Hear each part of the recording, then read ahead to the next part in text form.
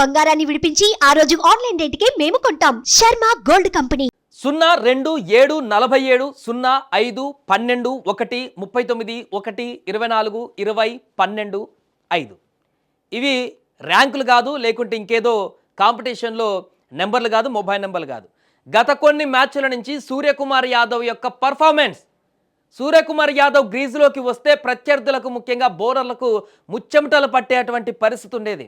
360 డిగ్రీస్లో ఎటొచ్చిన బాలు అటు బాదడంలో సూర్యకుమార్ యాదవ్ దిట్ట.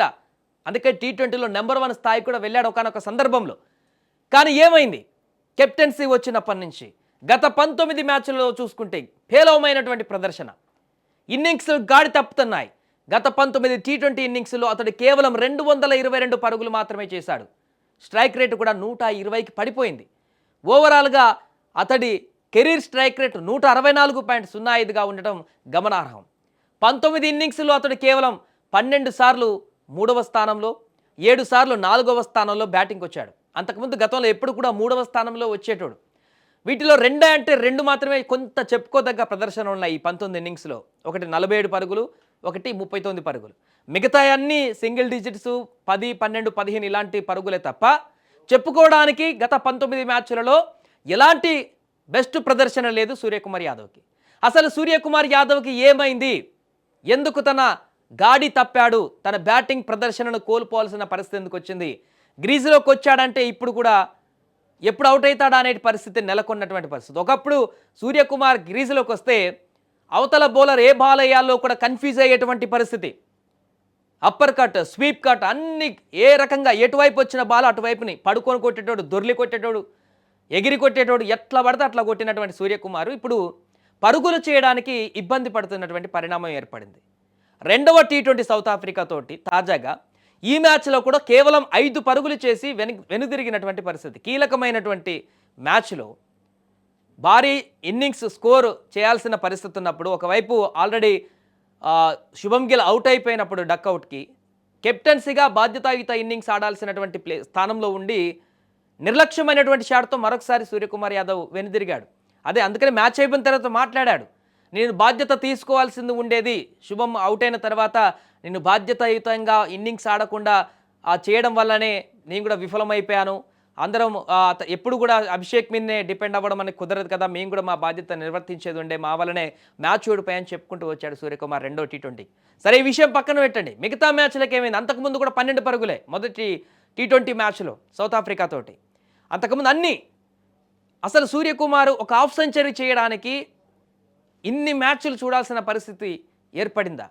ఒకప్పుడు అలవోకగా 6లు 4లు బాదుతూ T20 క్రికెట్లో ఒక అద్భుతమైనటువంటి క్రికెట్ని చూపించినటువంటి సూర్యకుమార్ యాదవ్ అంటే కెప్టెన్సీ రావడం వల్ల భారం ఏమైనా సూర్యకుమార్ మీద పడుతుందా అనేటువంటి ప్రశ్నలు కూడా ఇప్పుడు ఉత్పన్నమవుతున్నాయి. ఎందుకంటే కెప్టెన్సీ తీసుకున్న తర్వాతనే ఇన్నింగ్స్లో తన ఒక గాడి తప్పిపోయింది. అంతకుముందు దూకుడుగా ఆడేవాడు, విపరీతంగా విరుచుకుపడేవాడు బౌలర్లపైన. ఎప్పుడైతే కెప్టెన్సీ తీసుకున్నాడో అప్పటి నుంచి ఈ విఫలమైనటువంటి ప్రయత్నాలు కొనసాగుతున్నాయి బ్యాటింగ్లో. అండ్ ఈ యొక్క సరైనటువంటి స్థానాన్ని కూడా అంతకుముందు ఉండేది, సరైనటువంటి ఒక పొజిషన్ ఇప్పుడు ఏ పొజిషన్లో వస్తున్నాడో కూడా మార్చి వస్తున్న సందర్భంలో కూడా కొంత ఇబ్బందికరమైనటువంటి పరిస్థితి ఏమైనా ఏర్పడుతుందా అనేది ఇప్పుడు ప్రశ్నగా మారింది. ఏదేమైనా కూడా అరవీర భయంకరంగా బ్యాటింగ్ చేసేటువంటి సూర్యకుమార్ యాదవ్ ఇప్పుడు వరుసగా వైఫల్యాలు చెందడం అనేది టీమిండియాకు చాలా పెద్ద దెబ్బ అని చెప్పొచ్చు. ఎందుకంటే ఇంకా 2 నెలలు అయితే T20 వరల్డ్ కప్ స్టార్ట్ కాబోతుంది ఫిబ్రవరిలో. అలాంటి సమయంలో మన T20 టీం బలంగా పర్ఫెక్ట్గా కనుక కుదురుకోకపోతే ఆ T20 వరల్డ్ కప్లో ఇబ్బందికరమైనటువంటి పరిస్థితులు ఎదుర్కోవాల్సి వస్తుంది. అప్పటి వరకన్నా సూర్యకుమార్ యాదవ్ తన తప్పినటువంటి గాడిని మరలా లైన్లో పెట్టుకోకపోతే ఇబ్బందికరమైనటువంటి పరిస్థితి ఎదురు కావచ్చు ఆ యొక్క T20లో. అందుకే ఇప్పుడు సూర్యకుమార్ యాదవ్ పైన సోషల్ మీడియాలో చర్చ నడుస్తుంది. అసలు సూర్యకుమార్ యాదవ్ ఏమైంది నీకు? నీ బ్యాటింగ్ ఏంటి? నీ ఆట ఏంటి? నువ్వు ఆడాల్సిన విధానం ఏంటి? ఎందుకు ఈ రకంగా తడబడుతున్నావు? కెప్టెన్సీ భారం ఏమన్నా పడిందా? లేకుంటే ఇంకేమైనా ఒత్తిడి ఉందా? ఎందుకు ఈ రకమైనటువంటి 1, 2, 4 కాదు మ్యాచెస్, కనీసం 10, 19 మ్యాచ్లలో కూడా ఇలాంటి ప్రదర్శనే. 222 పరుగులు 19 మ్యాచ్ల్లో. కాబట్టి ఇప్పుడు సూర్యకుమార్ యాదవ్ పైన చర్చ కొనసాగుతుంది. రెండవ T20 సౌత్ ఆఫ్రికాతో జరిగినటువంటి మ్యాచ్లో కూడా ఘోరంగా విఫలమవడంతో ఆ మ్యాచ్ చేజారి కూడా పోయింది. అందరూ విఫలమవడంతో దీంతో ఇప్పుడు సూర్యకుమార్ యాదవ్ పైన చర్చ నడుస్తుంది. అసలు సూర్యకుమార్ యాదవ్ ఈ రకమైనటువంటి వైఫల్యాలకి కారణం ఏంటి?